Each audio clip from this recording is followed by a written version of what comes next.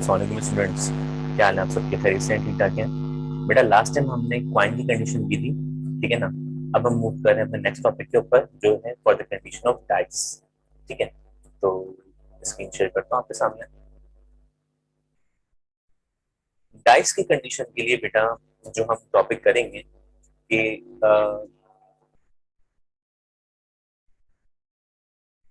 सबसे पहले हम बात करेंगे किसके लिए? फॉर अ सिंगल डाई के लिए, ठीक है ना?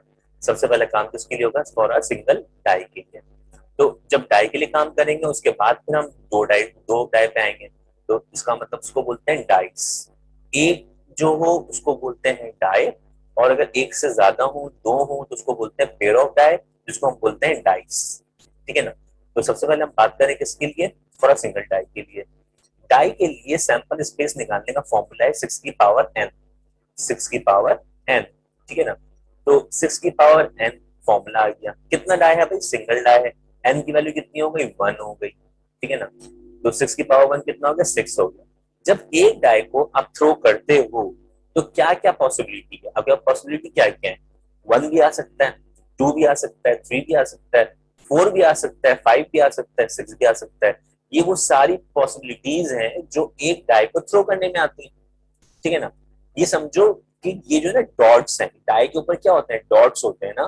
तो एक डॉट है, एक डॉट भी आ सकता है, 2 डॉट भी आ सकते हैं, 3 डॉट वाला भी साइड आ सकती है, 4 डॉट वाली भी साइड आ सकती है, 5 डॉट वाली भी साइड आ सकती है, एंड 6 डॉट वाली भी साइड आ सकती है। तो ये डॉट्स है, ठीक है? तो ये बात किसके लिए होगी? फॉर अ सिंगल डाई के लिए। अब बात कर रहा हूं मैं किसके लिए? पेयर ऑफ डाइस के लिए। पेयर ऑफ डाइस के लिए, ठीक है ना? तो अब पेयर ऑफ डाई है तो उसका मतलब कितने डाइस हो गए? दो। तो 6 की पावर 2 जो है क्या हुआ? 6 का स्क्वायर 36। क्या होना चाहिए? 36 सैंपल बनने चाहिए, ठीक है ना? अब 36 सैंपल कैसे बने? दो डाई थ्रो कर रहे हो तो फर्स्ट डाई में 1 आया, सेकेंड डाई में भी क्या आया? 1 आया। क्या ये बात फिक्स है? 1 पहले डाई में 1 भी आ सकता है, और दूसरे टाइम में 1 भी आ सकता है, 2 भी आ सकता है, 3 भी आ सकता है, 4 भी आ सकता है, 5 भी आ सकता है, 6 भी आ सकता है। मैक्सिमम पॉसिबिलिटी कहां तक आ सकती है? सेकेंड डाई की 6 तक। इसी तरह से फर्स्ट डाई में 2 और सेकेंड डाई के अंदर मैक्सिमम पॉसिबिलिटी 6 तक आ सकती है। इसी तरह फर्स्ट डाई में 3 और मैक्सिमम सेकेंड डाई में 6 तक आ सकती है। इसी तरह फर्स्ट डाई में 4 और मैक्सिमम सेकेंड के लिए कितना? 6 आ सकता है। इसी तरह फर्स्ट डाई में 5 और सेकेंड डाई में 6 मैक्सिमम आ सकता है, और फर्स्ट डाई में 6 और सेकेंड डाई में मैक्सिमम 6 आ सकता है, ठीक है ना? तो ये जो 1,1 लिखा हुआ है, 1,2 लिखा हुआ है, ये क्या है? ये मैं दिखाता हूं आपको। ये क्या है? ये है बेटा, ये है। क्या है भाई? जो आप 1,1 देख रहे हो उसका मतलब फर्स्ट डाई में 1 आया हुआ है, सेकेंड डाई में 1 आया हुआ है। ये डॉट्स है ना, ये क्या है? डॉट्स है। पहले टाइम में 1 आया हुआ है, सेकंड टाइम में 2 आया हुआ है, पहले टाइम में 1 आया हुआ है, सेकंड टाइम में 3 आया हुआ है, पहले टाइम में 1 आया हुआ है, सेकंड टाइम में 4 आया हुआ है। मैक्सिमम कहां तक आ सकता है? 6 तक आ सकता है। ये बात बोली थी मैंने। इस तरह सेकंड वाले में 2 और मैक्सिमम 6 आ सकता है। इसी तरह फर्स्ट डाई में मैक्सिमम क्या आ सकता है?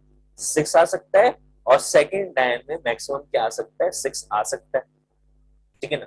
तो ये मैक्सिमम पॉसिबिलिटी है। ये क्या है? मैक्सिमम पॉसिबिलिटी है 6,6। तो जो 1,2, 2,4, 3,7, 3,6, 4,3, 5,1, 6,6 जो लिखा हुआ है वो ये लिखा हुआ है जो आपके सामने डॉट्स बने हैं, ठीक है ना? इसका मतलब ये है। हमें ये नहीं बनाना पड़ता पेपर में। पेपर में हमें ये सैंपल स्पेस लिखने होते हैं। ये सैंपल में हमें पेपर में लिखने होते हैं सैंपल स्पेस, ठीक है ना? तो जब भी सवाल आएगा सिंगल डाई के लिए, तो इससे पहले सैंपल बनाया था 1, 2, 3, 4, 5 से, वो सिंगल डाई के लिए लिखोगे। अगर पेयर ऑफ डाई के लिए आएगा तो आप सबसे पहले काम क्या करोगे? सैंपल स्पेस ये वाला लिखोगे। कितने सैंपल स्पेस है? एक रो में 6 है, और इसी पैटर्न में लिखना एक के नीचे एक, इसी पैटर्न में लिखना एक के नीचे एक। नहीं लिखोगे बाद में मसला होगा। मैं भी सवाल जब करूंगा देखना, आप उसकी टेक्निक देखना। जब मैं क्वेश्चन करूंगा तो उसकी टेक्निक देखना क्या होगी। तो मेरे जो कहने का मतलब है ना वो क्या है कि ये इस तरह होना चाहिए।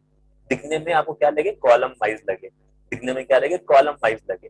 तो इससे होगा क्या? अरेंजमेंट इसकी प्रॉपर होनी चाहिए, कि जब हम काउंट करेंगे ना, तो काउंटिंग के अंदर आप देखना यहाँ पे एक बड़ा सिंपल वे हो जाएगा काउंट करने का, बड़ा आसान तरीके से आप काउंट कर सकते हो इसको। ठीक है, तो पहले मैं इसको हटा देता हूँ सबको, ताकि हम क्वेश्चन जब पढ़ें तो क्वेश्चन को देखते हुए हम काम करें। ठीक है, तो आते हैं नेक्स्ट स्लाइड पे।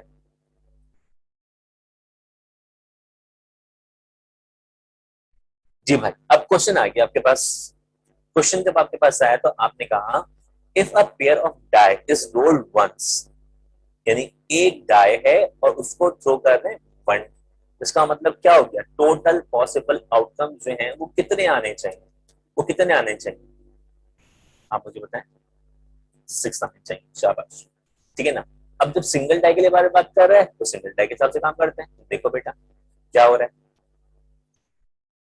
What is the probability of getting to dots. To dots का मतलब क्या हो गया कि क्या प्रोबेबिलिटी है कि दो डॉट आए। तो 6 डॉट में से 1 dot, 2 dot, 3 dot, 4 dot, 5 dot, 6 dot, ये सारे डॉट्स वाले गेम है ना। अब क्या पॉसिबिलिटी है कि 2 डॉट वाले कितने सैंपल है, 2 डॉट वाले कितने सैंपल है 1 से लेकर 6 तक में, ये पूछा है इसने। आपने बोला एक, ठीक है ना, आपने बोला एक, बिल्कुल सही कहा आपने। ठीक है ना। अब उसी चीज को करते हुए मैं काम करूंगा कि आगे देखना। फिर क्या है, एटलीस्ट 2 डॉट्स। एटलीस्ट का मतलब क्या होता है, कम से कम दो। एटलीस्ट का मतलब क्या होता है, कम से कम दो। दो वाले भी काउंट करने और दो से ज्यादा वाले भी काउंट करने। ठीक है ना। एटमोस्ट होता है मैक्सिमम वन, यानी ज्यादा से ज्यादा एक। एक से ज्यादा वाले काउंट नहीं करने, एक से कम वाले काउंट करेंगे, एक से ज्यादा वाले काउंट नहीं करेंगे। ठीक है। फिर कह रहा है नो डॉट, डॉट ही ना हो, ऐसा हो सकता है क्या, देखते हैं उसके लिए क्या हो। आते हैं रिक्वायरमेंट पर। हमने कहा सबसे पहले तो हमने क्या कहा, सैंपल स्पेस बना दिया। सबसे पहला काम हमने क्या किया, इसका सैंपल स्पेस बना दिया हमने। ठीक है ना। जब सैंपल स्पेस बनाया तो अब देखो करूंगा क्या मैं। रिक्वायरमेंट क्या थी, first what is the probability of getting. Question पे आते हैं, ये रिक्वायरमेंट अपने पास देख लें, लिख लें कहीं पे, ताकि जब मैं सोल्यूशन करूं तो फिर यहाँ से कॉपी पेस्ट दिखते रहें। पहले में 2 डॉट है, what is the probability of getting 2 dot. क्या प्रोबेबिलिटी है कि 2 डॉट आए। ठीक है ना। तो 2 डॉट वाले कितने सैंपल है इसमें, काउंट करिए, ढूंढिए। ये 1 डॉट है, ये 2 डॉट है, ये 3 डॉट है, ये 4 डॉट है, ये 5 डॉट है, ये 6 डॉट है। 2 डॉट वाले कितने सैंपल है, एक ही सैंपल है बेटा, एक ही सैंपल है 2 डॉट वाला। तो उसका मतलब प्रोबेबिलिटी का फॉर्मूला क्या था, n a divide by n s था। ठीक है ना। एन ए कितना हो गया, 2 हो गया। 2 होगा या 1 होगा, अब ये बात है, 2 होगा 1 होगा, कितने सैंपल। हमने कहा था कि जो इवेंट होता है उसकी पॉपुलेशन हम लिखते हैं फॉर्मूले में। ठीक है ना। तो क्या लिखूं, 2 लिखूं, 1 लिखूं, 1। शाबाश।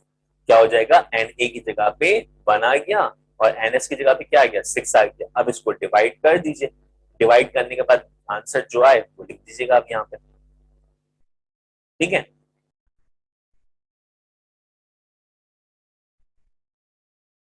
इसका आंसर जरूर चेक कर लीजिएगा। ठीक है ना, इसको से डिवाइड कर, फिर आपसे कहता है व्हाट इज, आपकी सेकंड रिक्वायरमेंट क्या थी, एटलीस्ट 2 डॉट्स। At least 2 dots. तो एटलीस्ट में हम क्या करेंगे, 2 और 2 से ज्यादा वाले काउंट करेंगे। ठीक है ना। 2 और 2 से ज्यादा वाले कितने सैंपल, यहां से यहां तक कितने सैंपल है, 1, 2, 3, 4, 5। इसका मतलब 5/6। इसका मतलब 5/6। ठीक है ना। तो इसको डिवाइड करेंगे आप, तो आंसर क्या आएगा, 0.833। मैं भी अपने कैलकुलेटर चेक कर लेता हूँ, आप भी अपने पास चेक कर लें। ठीक है ना। तो पहला वाला क्या है, 1/6। आंसर आ रहा है पहले वाले का बेटा, इसका जो आंसर आ रहा है ना, ये आंसर नहीं है, 0.333 नहीं है। इसका आंसर क्या है, 0.166। पॉइंट के बाद 3 बार लिखे। ठीक है ना। और फिर दूसरा वाला 5/6, ये आया 0.833, बिल्कुल सही है।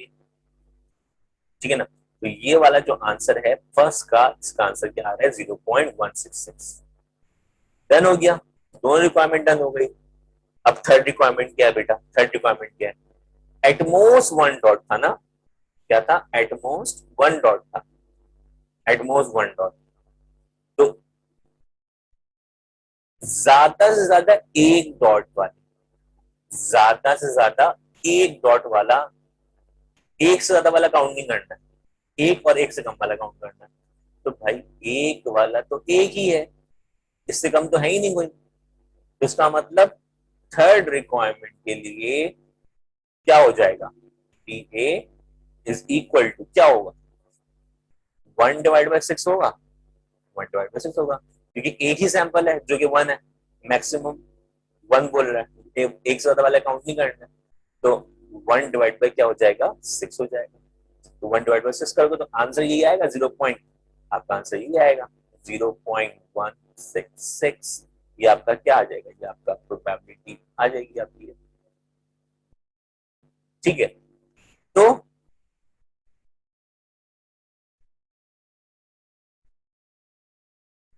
रिक्वायरमेंट नंबर 4 क्या है बेटा, रिक्वायरमेंट नंबर 4 थी नो डॉट्स की। रिक्वायरमेंट नंबर 4 क्या थी, नो डॉट्स।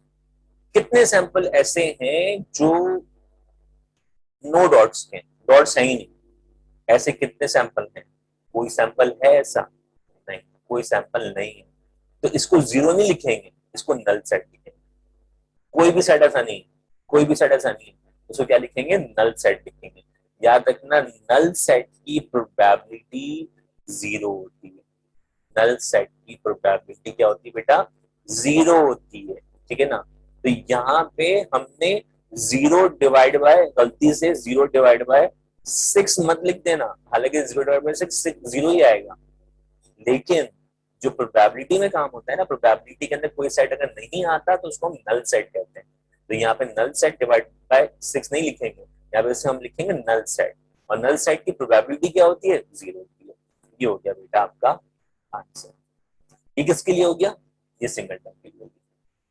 ये किसके लिए हो गया, ये आपके सिंगल टाइप के लिए हो गया। ठीक है, तो नेक्स्ट वीडियो में आएंगे, और नेक्स्ट वीडियो में हम देखेंगे कि टू डाइस के लिए हम काम कैसे करेंगे। तो इसके बाद फौरन से ही मैं स्टार्ट कर दूंगा टू डाइस के लिए। ठीक है बेटा, तो देखते हैं। ओके, जब तक के लिए अल्लाह हाफिज।